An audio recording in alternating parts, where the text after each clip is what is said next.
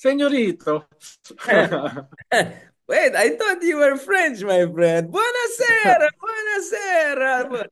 Buena sera. Ronaldo, how are you? How are you? I'm confused with the hours. I'm here in New Delhi and then you're in Italy. Ah, Kamusta, Sir hindi Ronaldo? ko alam, nasa India ka pala. Nasa India Oh, ka ba? may conference kami dito na medyo mga bigatin naman eh. So nakikiuso na naman ako sa mga Eh, Japan bigating ka naman eh. Bigating ka naman feeling. eh. Hindi ka namin ma-reach. Feeling bigatin. Pero, Ah, Monsieur, Senyor Ronaldo, there is no one like simula you. na ba? Simula na? Simula na ba tayo? Simula This na? is already live. Yeah, we're going, Senor. Senor. Yeah, yeah, Okay. yeah.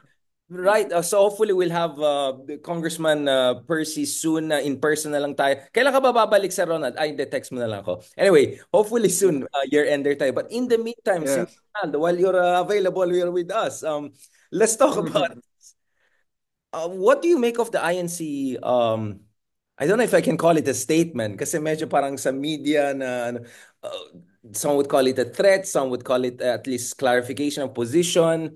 So sang-ayon sila kay BBM na hindi sang-ayon sa impeachment kay Sara Duterte. Let's just put it that way. Let's just put it Pi- that way. Philippine politics at its finest, no? Philippine politics is at its finest, no? That's my positive take on that, no? They're supporting the president against his statement against for his statement against impeachment. Oh, 'di ba? Very sophisticated. Bumilib ka ba? Supporting, not supporting. Supporting BBM, not supporting impeachment. Yes. But been talking about this for several episodes na, for several months, di ba? Ang sabi ko, a strong religious group will be against impeachment. Nakakita lang sila ng opportunity para i-spin ito in such a way that they are not against the president, di ba? They are just against the impeachment. And they are mobilizing nationwide against impeachment to pressure, hindi pala to pressure, to convince congressmen and politicians not to support the impeachment. No? So may ganong klaseng duality. Bahala ka na kung paano mo i-interpret yung kanilang mobilizations at yung kanilang statement. Pero very clear naman that they are supporting Sara. Kahit sabihin nila that they are neither supporting Sara nor the government. No? Kaya medyo it appears very complicated and not anti-government. Pero yung kanilang mga It is very rally sa EDSA sophisticated. Shrine, very clear. Very clear yung rally sa EDSA Shrine. Diba? This past few weeks or past few days that they want the government overthrown. Sir Ronald, honestly, I see that's very sophisticated. Very, very sophisticated of them to phrase it in such a way. So I think it tells you about the sophistication of these groups in terms of dealing with the bigger political picture. But very quickly before Pero Richard, it became sophisticated because the government or the president gave them an opportunity to be sophisticated. They were already planning all these mobilizations, but the president, because of his statement, no, gave them an opportunity to be sophisticated, supporting the statement of the president against impeachment. No? Ang problema si Sara, no, rather than to reciprocate the statement of the president, ano sabi niya? Merry Christmas, pero hindi ko kaya magpatawad. Hanggang libingan, hindi ako makakalimot at hindi ako magpapatawad. Sara could have been generous with the statement of the president or at the very least kept silent. But being Sara, sinagot niya by saying, hindi ko kayang magpatawad. No? Kahit sinabi ng presidente, never say never. Never say never. Di ba? Doon sa possibility ng pagbabate. Ang sagot ni Sara, hindi ako marunong magpatawad. No? So Sara reigned on the statement of the president, giving fillers or backtracking on whatever impeachment moves his allies are planning. well, there's another way to frame this, Ronald, right? that the reason why BBM was always wishy-washy or ambivalent about this, or he had to have that message leaked, is precisely because he was worried that certain powerful groups, it would force the hand of those sides. Na baka yun yung concern niya, and that's precisely why so essentially everyone is helping everyone not to escalate the situation, right? And the reason Yes, but Sara Duterte is the way she is. But the situation is beyond escalation. No? You don't need to be very intelligent to know that impeachment will only be possible now. After the midterms, it's no longer possible or feasible. So the lines have been drawn much earlier. No? Kaya pag iniisip mo na ayaw mong i-escalate, what is that? No? The Vice President threatening you with assassination? The Vice President saying she cannot forgive? No? And very clearly, they will go for the jugular after the midterms. So what are you talking about? This is about your political survival. No? This is no longer about escalation. The situation is already beyond escalation. So hindi ko maintindihan yon, Bigar. No? Paliwanag mo sa akin. Ano yung pinipigilan niya na mag-escalate? Ano yung pinipigilan niya mag-escalate? No? They're going for your jugular. You have a risk-averse president. No. Ronald, the way it's very simple. Risk-averse yung president, he's always looking for ways to de-escalate it. And then risk-averse din yung ibang senador, kaya risk-averse yung president. I mean, Senator Zubiri openly said, ceasefire na lang tayo. I mean, you have... Yung senators at iba yan. It's not about risk-averse. It's about calculating their political future. They're trying to have the best of both worlds. Iba yung kay President BBM. Sa kanya kasi, yung personality niya, yung character niya, ganun talaga. Di ba, sabi nga natin, di ba, quoting Heraclitus, character is destiny. Kung yan ang character niya, then he's doomed. No? Dahil inuulit ko, the situation is beyond escalation. They are already going for his jugular. Especially after but Ronald, the president is not operating in a vacuum. Yung calculation ni BBM is also based on what he expects the Senate to do or actually not to do.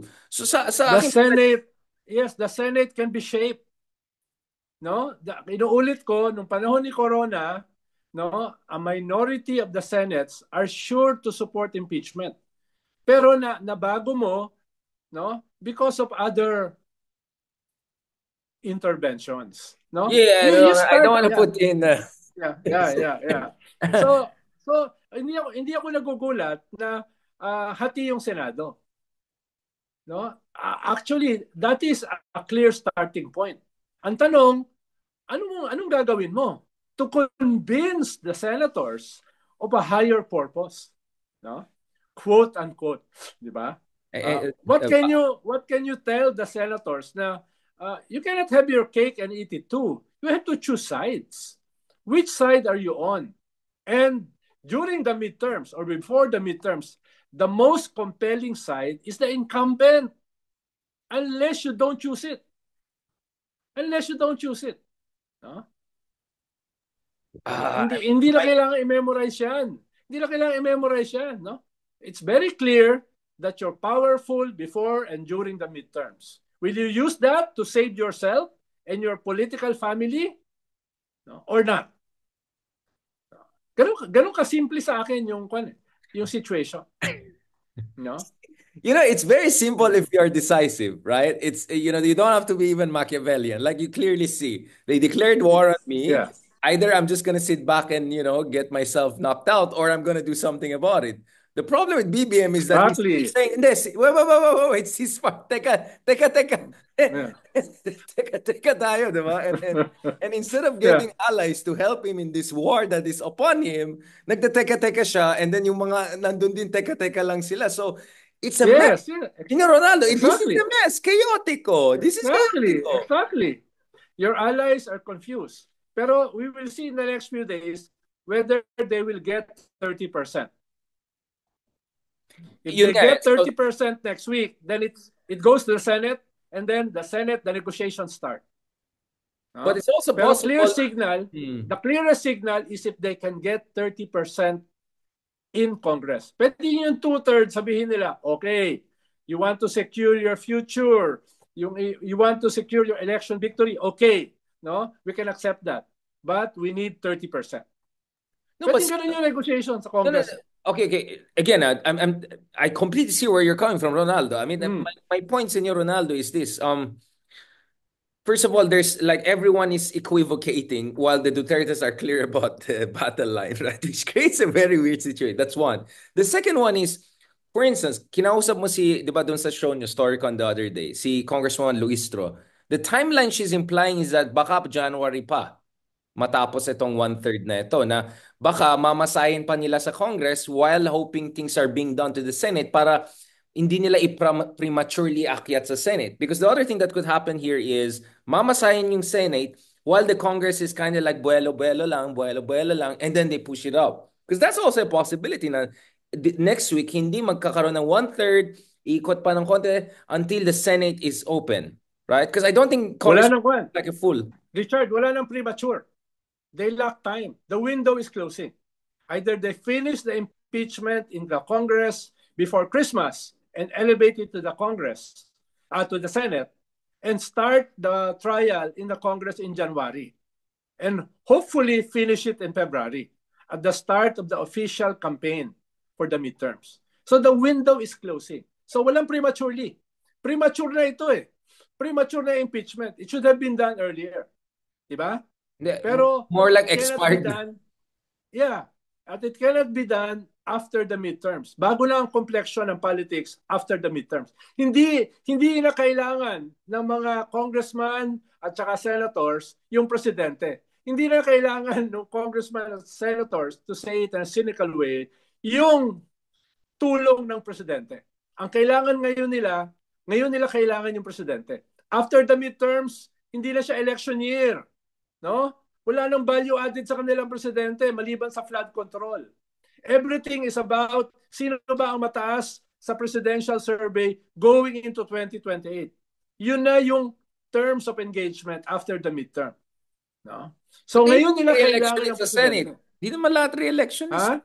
Ang re-election is si Bong Revilla, they're not too many of them. Anim ang re-election is. Pero yung mga incumbent, yung mga hindi re-electionist, they are all in the administration except Risa. No? So, yan yung lines of engagement. No? That has to happen next week. Panelo if it doesn't happen next week, mahirap na. Panelo said yung uphill will be a steep hill. No? Or it will be SpaceX. Panelo said 5. They're sure about 5. Sinali pa si Cynthia Villar and Mark Villar, if I'm not mistaken. And then Bato, Robin, and etc. Why would Aimee? You think Aimee will still side with the Dutertes after everything? So they're already there. She's already there. So they have 6, 2 Villars, 1 Aimee, 1 Bongo, Bato, and Robin. That's 6 already. So they only need 2. Yes. That's it. That's hard already. Ooh. Zubira is don't forget, saying, let's go for ceasefire. Don't forget, Richard. The other Villar is running in the administration. And the Villars are businessmen.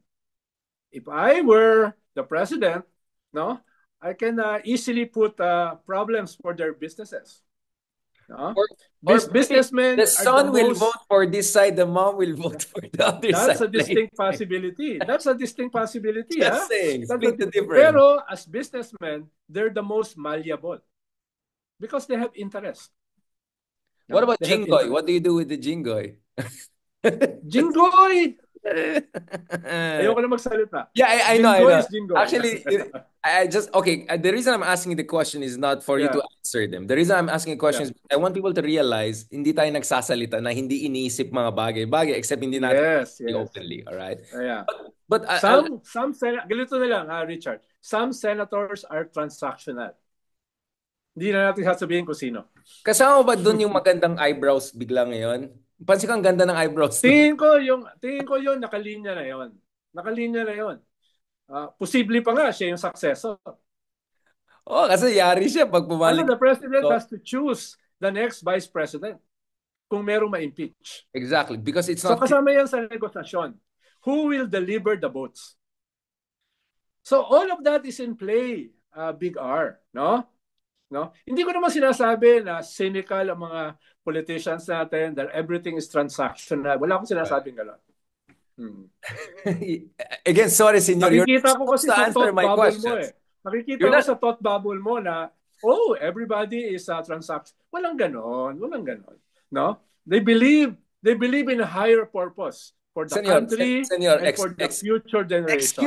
Excuse me, not Yeah. true, not true. Fake news. Nakikita ko sa mo sa thought bubble mo masyado kang cynical no? Fake news, not true, not true. Ako, ang taas ng Yeah, most of our politicians believe in a higher purpose in the future of the next generation for the benefit of the society. Senor, I know you go very quickly, but so what you're saying is the moment of truth is coming. Now, if the moment of truth is really coming right now, what do you expect the Dutertes to do? Are they gonna push the nuclear option and go for something crazy in terms of stabilization? The nuclear option is the Iglesia plus plus. 100,000 people in the streets. That's the nuclear option. And it's also going to happen next week. But if that's the nuclear... All of this is going to happen next week. No? Unless yung Richard Zaidarian magsalita sa entablado. Hold your horses. No? Hold your horses. No? The knights of King Arthur are coming. No? The knights of King Arthur are coming. Led by Sir Galahad. No? Wait lang, Sir Ronaldo. I'm sure there's someone else who can help. I don't know kung last si Justice Carpio kasi wala na daw si Abu Dhabi yung best friend mo. And then sabi ko, ano ba yung mga ibang na walang extradition? Yung pala, marami, more than 100. But for some reason, he mentioned Morocco. I don't know why. I don't know why he mentioned Morocco. And then I was thinking like... Ay, maraming kondon. Maraming mga mean guys doon. Mga Casablanca. Mga mean, no? Mga Moroccans. Abu Dhabi. Magugustuhan ni ex-human rights lawyer. Sir Ronaldo, you are Sir Ronaldo. I don't mean anything. Sinasabi ko lang, it's a nice place with nice people, nice men. Great weather, wonderful people. Beautiful people. Yeah. No, Senor Ronaldo. Great studs. No, okay, this is the last part. I know you need to go, Senor. Before you commit more sins while you're there, I want to stop you. Baka this goes. Yeah. We're on the verge of Armageddon. Ayan tayo. Armageddon. So false prophets will appear. You are in Vatican, you can say that, but I'm Sir Ronaldo, I mean, I'm gonna be in there like Ronaldo. Feeling ko kasi, di ba, dapat ganun lang kayo. Feeling Vatican ka, di ba? So you're talking about the final battle between good and evil, di ba? The final battle. Ang problema, yung leader, parang nalilito kung ano ba yung good tsaka evil. Sabi nga ni Mr. Abu Dhabi, di ba? Kasamaan versus kadiliman. Kadiliman. Last point, Sir Ronaldo. Well, it's also relevant to where you are right now kasi hindi ba Catholic groups were involved dun sa impeachment complaint ng sponsored by Kapersi, and then dun sa ibang impeachment complaint, Makabayan Bloc is involved. Wala ba silang warm bodies also to put on the streets? Wow. Of course.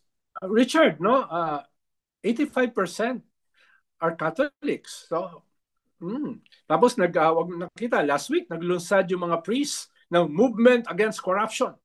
Diba? So meron ka lang konting pangkontra dun sa sumusuporta kay Sara, dun sa against impeachment. So nagsisimula na rin, no? Yung realignment. Not only on political grounds, but on religious grounds. So perhaps we will see more, no? Baka may tumapat ng konti lang, no? Dahil hindi naman political ang Catholic Church. Wala namang Catholic vote. Pero unti-unti makakakita ka rin na Catholic groups will be positioning themselves in this debate, in this confrontation. No? Of course, it raises some question about, the whole separation of church and state. But we know that realistically, you have the block voting phenomenon, and realistically, both EDSA 1 and 2. It's separated, no? Unless hindi ka naniniwala sa separation of church and state. Ang hirap nun kasi, di ba, I'm not gonna say civil war, but Hindi ba delikado yan? Can you, ikaw, Big R, can you imagine a disembodied spirit? A spirit separated from the body. Diba? Mahirap eh. No? It's always, the political is always there. What is personal is political, diba? So the political is always there, even if it's not apparent. Ako kasi ganun kasimple lang nakikita kong playbook for BBM, no? BBM can easily say, hey, I'm trying to keep things on an even keel, but if you can mobilize, other side can mobilize. So maybe you don't want to mobilize so that the other side doesn't mobilize and we keep everything under control and then let the process serve yourself because you don't want to roll the dice because once you roll the dice, we get into some interesting territory and this could have a blowback. This could have a blowback. I mean, the last thing you want the group is to bet on the losing side of something as big as this. And then later on, that will have implications, right? So for me, if I'm BBM, I'll just... The surveys will be coming this December. The surveys will be coming this December. So saan ka pupunta? Kung ikaw ay anti-impeachment, ito yung mawawala sa'yo. Much bigger. Kung ikaw ay pro-impeachment, ito yung mawawala sa'yo. Much smaller. So the surveys this December is also very important. Surveys will appear. No? Pero ganun, tama ka, Big R. Dapat ganun ang framing ng presidente. Dapat ganun ang framing ng presidente. No? It's not an even kill. No? There are forces at play. Sinong forces ang i-antagonize mo? Sinong forces ang susuportahan mo? That is very clear in this impeachment issue. Walang gitna. Tingnan mo si Amy, sumusubukan lumaro sa gitna. Ano na siya sa surveys? Number 11. Number 11 na siya sa survey. Si Bato, labas na lang 12. Labas na lang 12 si Bato.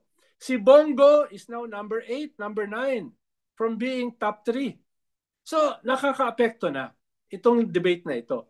Ngayon, yung mga political forces will have to decide which side are they on. Which side of the bread will they get more votes? No? Hindi butter, ha? Votes. No? Pwede na rin butter. Sige lang, sir. Which side of the bread? and shouldn't the pink movement make some move now? Like whatever. I mean, isn't this a chance for... Because what you need is a kind of a civic force to come in and say, well, the pink rule of law, or at least a significant part of the pink movement has already made their move. Diba? They filed an impeachment. Some pinks are ambivalent, no? Especially the candidates. Makakabawas ba ito ng boto sa kanila o makakadagdag? That's the calculation of some pinks, those running. Diba? Ang problema nila, ayaw din nilang ma-antagonize yung kanilang base. Ayaw din nilang ma-antagonize yung anti-Duterte. Ayaw din nilang ma-antagonize yung mga pro-impeachment.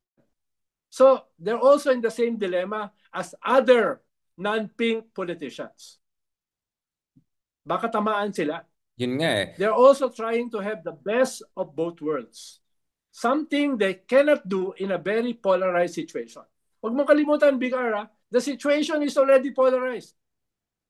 No? Yung sinasabi lang ni Ms. Subiri na mag-ayos, etc. Hello? Ano yan? Hindi mo ba na-realize na Humpty Dumpty na yan?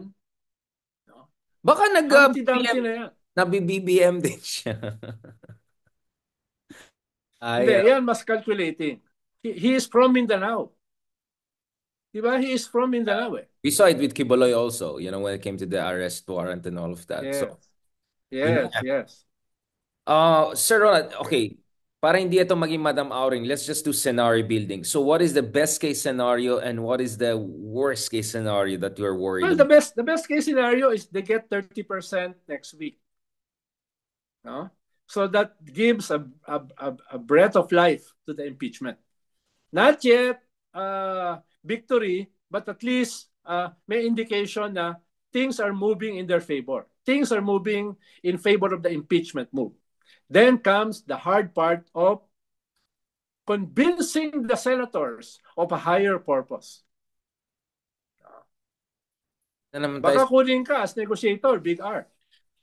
Hintayin ko pa bumalik from Morocco yung sophistication. Meron kang sophistication, meron kang wherewithal na wala kami, no? Ikaw Morocco. kasi, Bigар, pwede ka maging suicide bomber eh. Zero-sum game. Yung mga negotiators kasi Yeah. cannot be politicians with a future. The Yeah. negotiators should be zero-sum guys, suicide bombers for a lack of a better term, who has no ambition. Of No? course, They will Sir. stick their neck out. So, Oh. They parang will ikaw stick yun their neck eh. out Sir and Ronald, parang ikaw negotiate. yun. Hindi ako yan. No? I'm just kwan lang ako, sampid lang ako eh. I'm just making fun of the situation, di ba? No? At sabi nga ng mga ibang mga political analysts, hindi naman ako political analyst like Richard. Ayun tayo eh. I'm just, ang tawag nila sa akin, a sensationalist. Wag lang, ay hindi, nasa Vatican ka. Sir Ronald. Sir Yeah. Ronald. Sir Ronald, Sir Ronald. So, What is the worst sorry, case Bigar. scenario? I want to continue this, pero I have to go. No?